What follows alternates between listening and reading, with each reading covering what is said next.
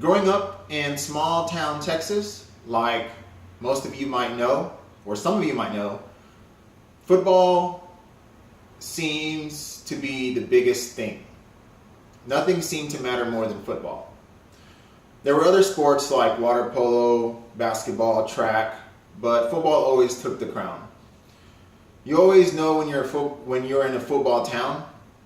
The stadium is really nice. It's probably the nicest thing in town. Definitely nicer than the public library.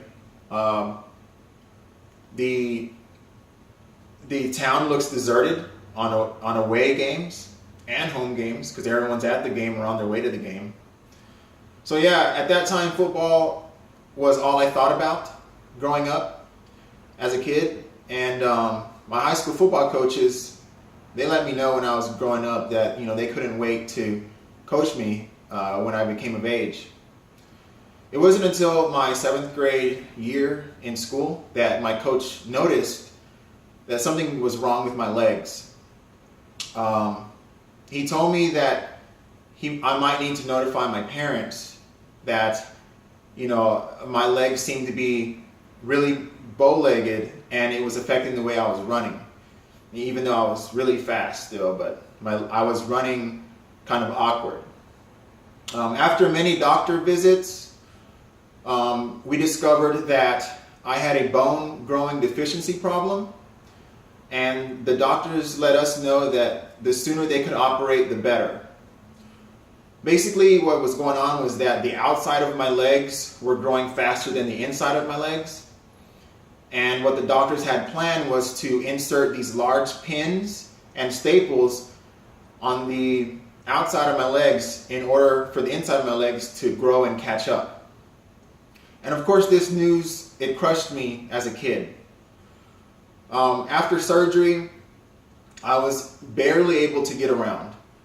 I remember crying myself to sleep many nights in depression and self-pity, thinking that I would never be able to walk again, and I would definitely never be able to play football again. And at that time, I thought about nothing else. I was just really depressed. And it wasn't until one day I decided to go to this church seminar with my parents, and there was this guest preacher there. And he called me up to the altar, and he told me that, he knew that I was dealing with a lot, and there was a lot on my plate, and that I seemed depressed. But basically what he let me know was that there is a light at the end of the tunnel, but it was up to me to pull myself out of the situation I was in. After the motivational speech, I was determined, and I knew that I had a choice. I could either wallow in my self-pity and depression, or I could accept my situation, embrace my pain, and grab life by the reins and take charge. Recovering from surgery took a lot of time. I even had to teach myself how to run again. My mechanics were off. I wasn't as fast as I once was, but through a lot of hard work and rehabilitation, I was able to secure a starting position on the football team my senior year as a defensive end. The coaches knew how much it meant to me. They saw how much passion I had when I played the game. I played so well my senior year that I made first team all district defensive end, and my name was mentioned in the Texas Football Magazine of 2005 issue. Every day I continued to challenge myself.